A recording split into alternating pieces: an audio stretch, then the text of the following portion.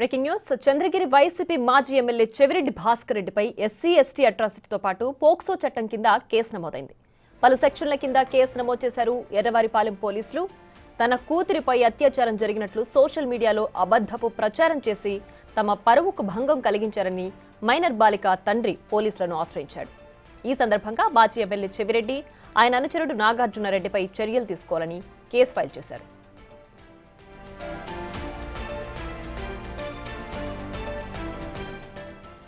చిత్తూరు జిల్లా ఎర్రవారిపాలెం మండలంలో దళిత విద్యార్థిని స్కూల్ నుంచి ఇంటికి తిరిగి వస్తుండగా గుర్తు తెలియని వ్యక్తులు దాడి చేశారు.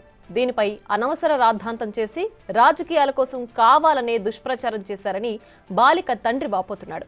బాలిక భవిష్యత్తును దెబ్బతీసే చర్యలకు పాల్పడ్డారని, బాలికకు ఆసుపత్రిలో వైద్యం అందకుండా నర్సులను అడ్డుకున్నారని ఆవేదన వ్యక్తం చేశాడు. మైనర్ బాలిక గుర్తింపును వెల్లడించారని చెవిరెడ్డిపై అభియోగాలు మోపారు బాలిక తండ్రి. కేసు నమోదు చేసిన ఎర్రవారిపాలెం పోలీసులు దర్యాప్తు చేపట్టారు.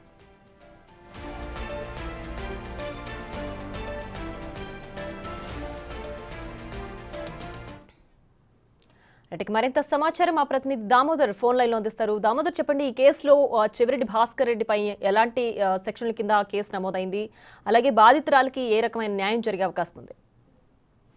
చంద్రగిరి మాజీ ఎమ్మెల్యే చెవిరెడ్డి భాస్కర్ రెడ్డిపై ఈ నెల 4వ తేదీన ఏదైతే ఎర్రవారిపల్లి మండలం యలమంద గ్రామానికి చెందిన మైనర్ బాలిక గాయాలతో పడిపోయి ఆమె ఏదైతే పిహెచ్సిలో ప్రైమరీ హెల్త్ సెంటర్ రెడ్డివారిపల్లి యలమందలో చికిత్స పొందుతున్న సమయంలో ఏదైతే ఎర్రవారిపల్లి మండల కన్వీనర్ నాగార్జున రెడ్డి 100 మందితో లోపలికి వచ్చాడు. అదే సమయంలో చెవిరెడ్డి భాస్కర్ రెడ్డి ఒక 7:30 గంటల సమయంలో వచ్చి ఆ అమ్మాయికి వైద్యం అందకుండా ఆ అమ్మాయి పైన అత్యాచారం జరిగిందంటూ తన సోషల్ మీడియాలోనూ తనకు సంబంధించిన మీడియాలోనూ వార్తలు వేయించుకున్నాడని, దీనివల్ల తమకు అనేక ఇబ్బందులు కలిగాయి. ముఖ్యంగా ఆమెకు వైద్యం అందకపోవడంతో పాటు ఆమె మీద అనవసరంగా దుష్ప్రచారం కూడా జరిగింది. ఈ విషయం వల్ల తాము గ్రామంలో తలెత్తుకోలేని పరిస్థితిలో కూడా ఉన్నామంటూ 23వ తేదీన పోలీస్ స్టేషన్ లో ఎర్రవారిపల్లెం పోలీస్ స్టేషన్ లో ఫిర్యాదు చేశారు. దీంతో పాటు తిరుపతి రుయా ఆసుపత్రిలో ఆ అమ్మాయి చికిత్స పొందుతున్న సమయంలో కూడా పెద్ద సంఖ్యలో వైసీపీ నాయకులు అక్కడికి చేరుకొని తమను అనేక రకాలుగా ఇబ్బంది పెట్టారు, తమ కూతురు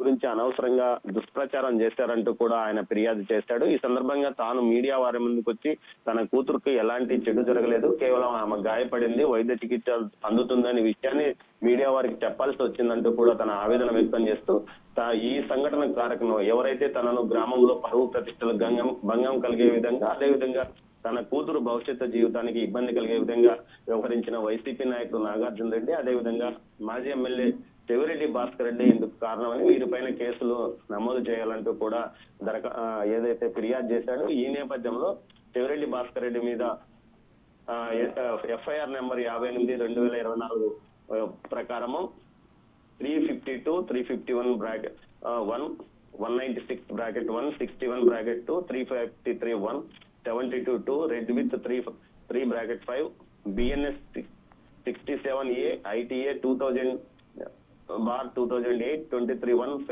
పోక్సో యాక్ట్ దీని ప్రకారం కూడా కేసు నమోదైంది.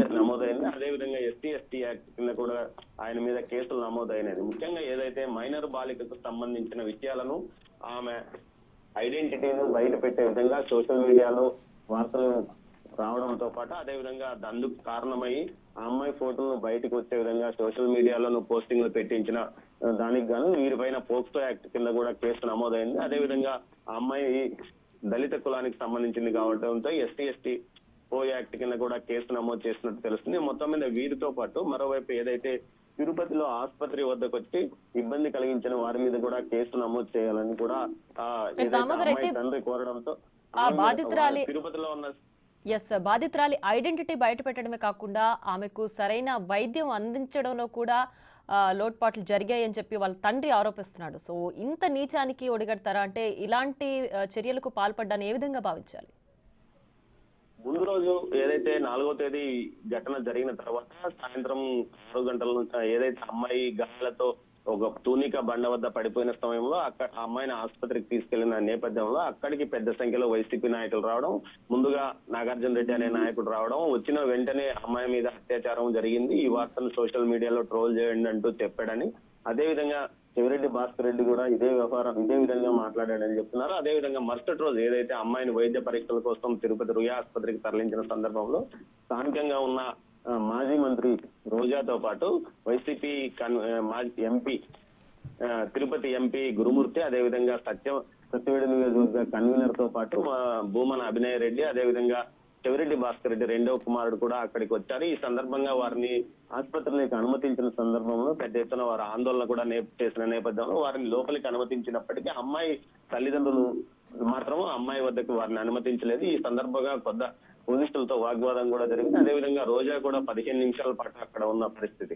మొత్తం మీద ఈ ఘటనకు సంబంధించి బయటికి వచ్చిన తర్వాత వారు మీడియాతో మాట్లాడుతున్న సందర్భంగా అత్యాచారం జరిగి ఉండొచ్చు అన్న కోణంలో మాట్లాడినట్లు తండ్రి ఆరోపించాడు. దీంతో మరోవైపు ఏదైతే ఉందో ఈ ఘటనకు సంబంధించి పూర్తిగా తమ కుటుంబ పరువు ప్రతిష్టలకు భంగం కలిగే విధంగా వ్యవహరించారు కాబట్టి వీరిపైన కేసులు నమోదు చేయాలని కూడా తండ్రి ఫిర్యాదు చేసిన నేపథ్యం. మొత్తం మీద దీనికి సంబంధించి ఎస్పీ అప్పట్లోనే ప్రకటించారు, ఎవరైతే ఈ విధంగా అనవసరంగా దుష్ప్రచారం చేస్తున్నారో ఆ నిజాలు తెలుసుకోకుండా దుష్ప్రచారం చేసిన వారి మీద కఠినంగా చర్యలు తీసుకున్నాం, కేసులు నమోదు చేస్తామని చెప్పిన నేపథ్యంలోనే వీరి మీద కేసులు నమోదయ్యాయి. మరోవైపు మరికొందరి నాయకుల మీద కూడా తిరుపతిలో కేసులు నమోదైనట్లు ప్రచారం జరుగుతుంది. అయితే అది పూర్తి స్థాయిలో ఇంకా బయటికి రాలేదు. Right Damodar, thanks for the updates.